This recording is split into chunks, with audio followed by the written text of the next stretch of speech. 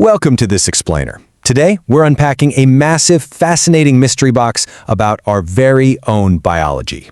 You know, almost every single species on this planet has spent millions of years adapting perfectly to Earth, right? I mean, fish have gills, birds have hollow bones, it all makes sense.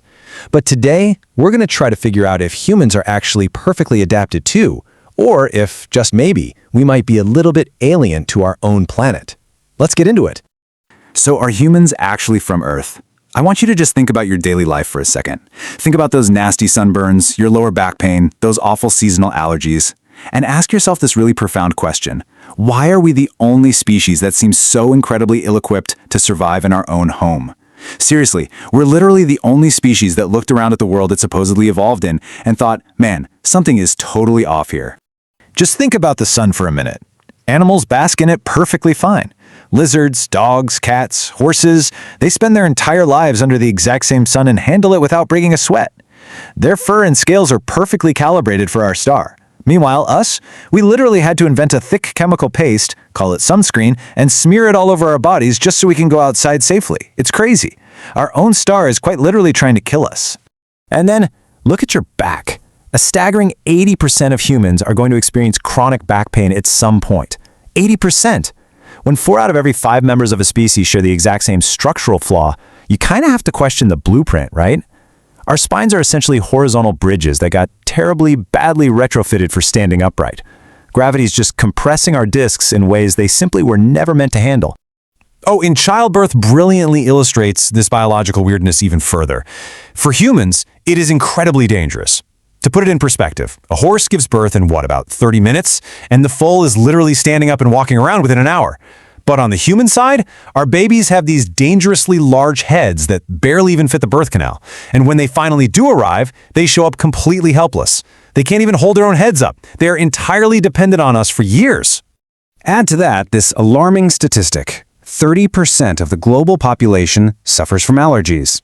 Now, your immune system basically has one job, right? Protect you.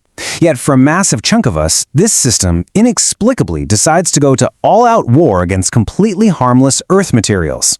We're talking about everyday stuff like pollen, dust, a peanut, cat hair. Your own internal defense system is attacking the very air you breathe and the food you eat. Make it make sense? But honestly, the absolute strangest anomaly isn't even physical. It's all in our heads. Unlike dolphins or dogs, we suffer from intense existential dread. We are fully, painfully aware of our own mortality in a way that seems to provide zero actual survival advantage. For most of history, this awareness has driven people to absolute despair. We are literally the only species that builds entire religions and complex philosophies for the sole purpose of coping with the terror of mortality. So, the really crucial point here is that we don't even participate in Earth's closed-loop ecosystem. Predators, prey, decomposers, they all live in this perfectly balanced loop. But we don't. We clear-cut entire forests, we poison rivers, we heat up the atmosphere. We tear the environment apart exactly like an invasive species that just got dropped onto a planet where it simply doesn't know the rules. Why? Because maybe the rules weren't written for it. Which brings us to Section 1, the alien hypothesis. If we truly don't belong here, as some pretty serious thinkers have proposed, we have to ask a radical question. Where exactly did we come from? Well, enter Francis Crick. This was the Nobel laureate who actually helped decode DNA. He looked closely at the story of life on Earth and basically said, you know what? I don't think this adds up. In a 1973 paper, he proposed this wild, out-there concept called directed panspermia. Basically, it's the idea that life on Earth was deliberately seeded by an intelligent civilization from somewhere else entirely in the galaxy. Now, why on earth would a brilliant scientist think that? Well, just look at the timeline. The Earth forms about 4.5 billion years ago.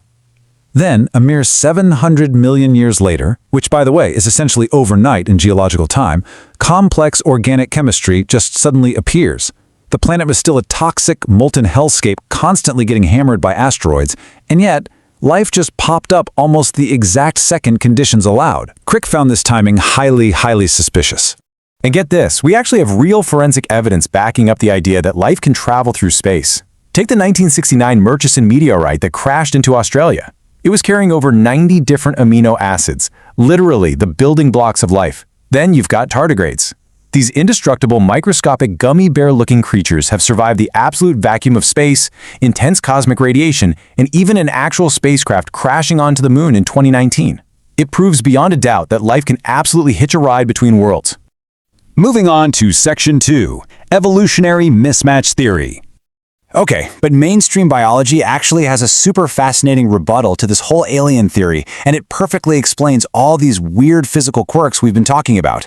The reality, we're likely not aliens at all. Instead, we are victims of what biologists call evolutionary mismatch. This is the concept that evolution moves incredibly slowly, so when our environments change rapidly, our bodies just struggle to adapt. It essentially means you and I are walking around in a biological prototype that never got its final, desperately needed software update. And this mismatch theory explains our physical flaws so perfectly. That terrible back pain? Well, we've only been walking upright for about 6 million years. Evolutionarily speaking, that's nothing. We simply haven't figured standing up out yet. The sunburn? We traded our fur for bare skin so we could sweat and actually outrun prey on the hot African savannas. It was a trade-off. And our whole habit of environmental destruction? That stems from ancient brains that are hardwired for the seemingly endless resources of the savanna. They are totally, completely unequipped for modern, global planetary management.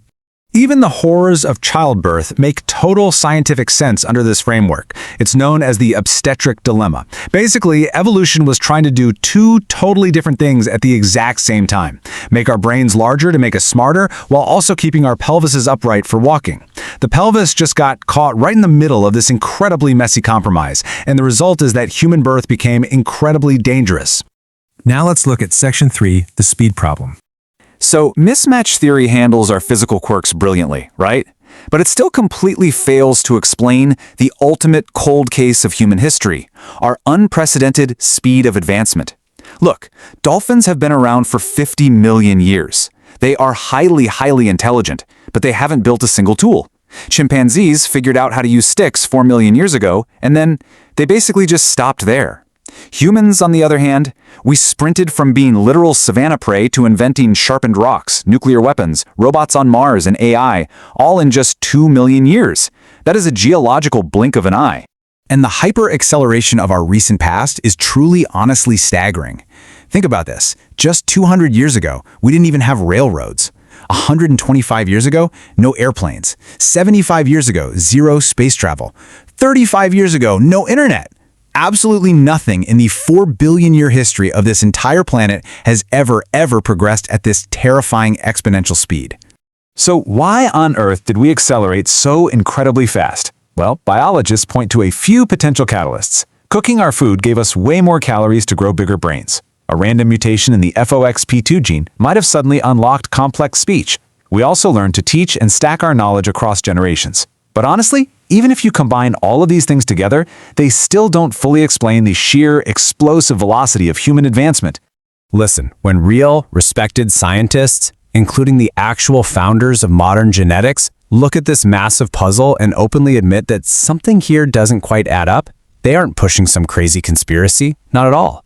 It's just science doing exactly what it's supposed to do, bravely asking the really uncomfortable questions and being incredibly honest when the answers just don't come out clean. So, I want to leave you with this final thought. Whether we are just Earth's strangest evolutionary mismatch, literally breaking under our own gravity, or whether we actually are cosmic orphans, our relentless drive to build rockets and look up at the stars, that might not be a flaw at all. It might just be the biggest clue to who we really are. Have we been trying to find our way home for 200,000 years without even knowing it? Thank you so much for joining me on this explainer today. Keep asking those big questions, and I'll catch you next time.